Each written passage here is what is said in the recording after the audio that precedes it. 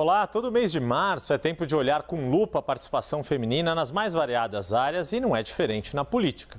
Mas na política, março também é uma época de muita movimentação em anos pares por causa da filiação partidária para quem quiser disputar eleições em outubro. A gente vai falar disso tudo aqui no Índice CNN de hoje com o Antônio Lavareda, já na tela ao meu lado. Bem-vindo, Lavareda. Mas vamos começar justamente com esse espaço que as mulheres têm ocupado quando o assunto são as eleições municipais. O IPESP Analítica mapeou o número de prefeitas do Brasil. E os números mostram uma participação feminina ainda baixa, menor inclusive do que no Congresso Nacional, Lavareda. É verdade, Yuri. Essa participação das mulheres nas prefeituras, ou seja, nos municípios brasileiros, fica inferior aos 18% que elas atingem na representação à Câmara Federal e aos 19% que atingem no Senado. Isso é um quadro que, obviamente, merece reflexão. A gente tem uma tela que mostra justamente esse número, né? São 710 cidades com prefeitas e essa comparação que o Lavareda menciona. 13% das cidades do país governadas por mulheres, mas se a gente comparar, por exemplo, com a Câmara dos Deputados, elas representam 18%. Queria chamar a próxima tela também, Lavareda, para a gente destrinchar um pouco mais pelo cenário regional. O destaque aí me chamou a atenção, inclusive, da região norte e nordeste, mas principalmente a região nordeste, tendo uma maior participação de prefeitas no número de gestores municipais, Lavareda. Olha, Yuri, esse percentual, talvez, ao contrário de merecer comemoração, mereça um pouco, na sua análise, um pouco de cautela. Porque, na verdade, a política nessas regiões, nós estamos falando do norte, nordeste, centro-oeste, ela tem um caráter mais familístico, em boa medida. Então, é comum, em muitos municípios dessas regiões, que determinadas famílias, ao longo do tempo, vão se sucedendo. Os maridos ocupando a prefeitura, e tempos depois, porque não pode ser na sequência por conta das proibições legais, e mais adiante as mulheres os substituindo à frente dos municípios. Então isso, de qualquer forma, é um dado positivo que eleva a participação, mas talvez a explicação resida nesse caráter sociológico diferenciado em relação ao sul e ao sudeste do país. Yuri. Pois é, sul e sudeste, né? O sul principalmente, Rio Grande do Sul é um estado que tem muitos municípios e acabam tendo esse destaque pelo lado negativo ali, de uma participação inclusive inferior a 10% do número de prefeituras. Mas esse é o cenário que a gente viu sair das urnas nas últimas eleições. E o que a gente pode esperar de 2024? Aqui, com o Índice CNN, a gente já consegue projetar em parte esse cenário futuro. Nas 26 capitais do país, as pré-candidatas representam 1/5 dos 3 nomes mais bem colocados em cada cidade no agregador de pesquisas que é criado pelo IPESP Analítica e uma exclusividade aqui da CNN. Ainda é abaixo do tamanho do eleitorado feminino, como a gente vai ver na tela, mas é um pouco acima da proporção nacional. E aí te pergunto, Lavareda, a gente pode perceber diferenças em comportamento do eleitorado nas capitais, comparando com as demais cidades, nesse quesito da participação feminina ou não? Isso acaba sendo indiferente ou acabam sendo comportamentos semelhantes? Teoricamente, Yuri, nós temos que ver que nas capitais há uma opinião pública, digamos, mais estruturada e com uma formação educacional, na média, superior às das regiões menos desenvolvidas do país.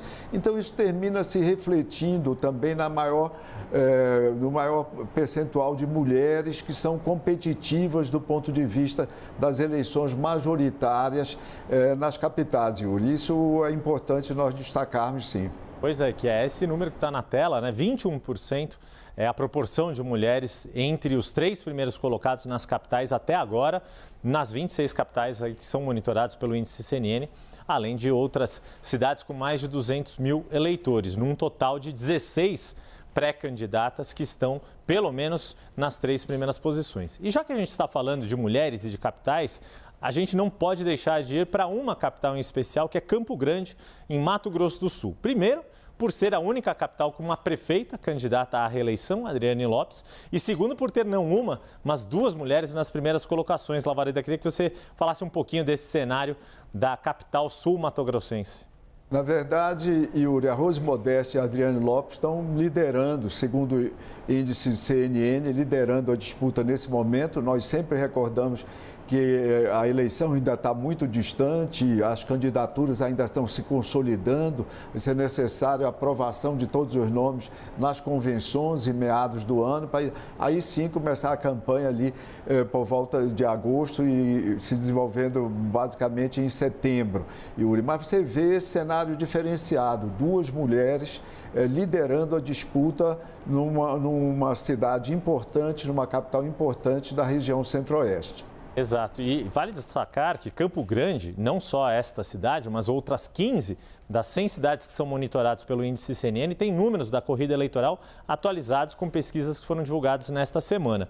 E aí não vou deixar de perder a chance de ter Lavareda conosco para a gente tratar não só do cenário atual da cidade de São Paulo, depois da divulgação de pesquisa da Datafolha, mas contar um pouco dessa trajetória desde o fim do ano passado até aqui, também com duas mulheres na corrida pela cidade de São Paulo, mas também uma corrida que, por enquanto, está bem polarizada entre dois nomes, que é o que a gente vai ver na tela neste momento, Lavareda. Os índices aqui, o Datafolha registrou um empate técnico, mas pela média ponderada aqui, o agregador de pesquisas do IPESP Analítica traz, mostra esse cenário ainda com um leve...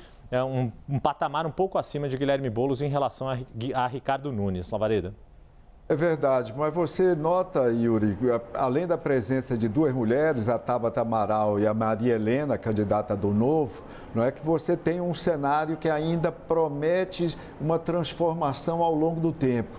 Da última vez que nós tratamos do índice CNN relativo a São Paulo, eu lembrava que nunca houve uma eleição anteriormente em que apenas dois candidatos tenham atingido os 2 dígitos, ou seja, 10% ou mais das intenções de voto. O índice CNN com certeza vai evoluir bastante daqui para as eleições, Yuri. É isso, até porque tem cada vez mais saindo pesquisas. Mas para encerrar, Lavareda, há uma questão de fundo nesse cenário todo envolvendo a participação feminina. Na sua avaliação, como o Brasil pode aumentar a participação das mulheres no espaço da política, não só no nível nacional, Congresso Nacional, etc., mas justamente no nível local, nas cidades, nos municípios?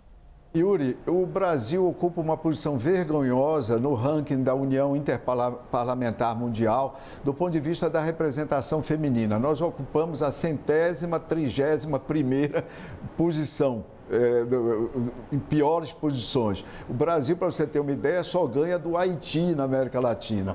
Nós tivemos uma deputada federal, Yuri, em 1934, a primeira deputada federal, a Carlota Pereira Queiroz, uma médica paulista. Pois bem, de lá para cá, isso correspondia a 5% dos assentos da Câmara Federal, porque naquela época eram 214 vagas.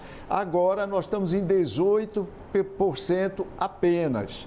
Veja o seguinte, apenas 18%. Eu estava domingo acompanhando na CNN Portugal a eleição de lá, para a qual o IPESP fez um programa de pesquisas, eles elegeram 34% de mulheres. E eu estava fazendo uma conta, Yuri, uma conta simples. Para nós chegarmos a um percentual, não de 34%, mas de 33%, um terço, pelo menos, o Brasil vai demorar ainda 40 anos mantido a mesma velocidade. E isso se deve a quê?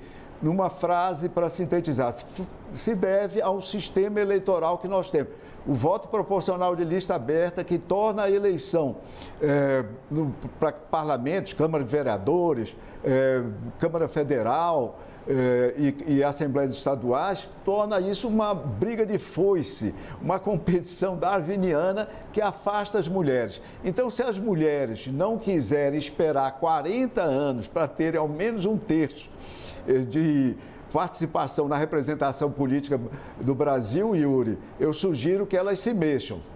Não só elas, nós também nos mexamos, porque afinal de contas, participação feminina em todas as áreas da sociedade são uma questão das mulheres, mas também dos homens. E, bom, você que está em casa, você já sabe, eu renovo aqui o convite. Toda semana, Antônio Lavareda e eu, Yuri Pita, trazemos dados e análises aprofundadas das eleições municipais mais esperadas desde a redemocratização. Lavareda, mais uma vez, muito obrigado e até a semana que vem.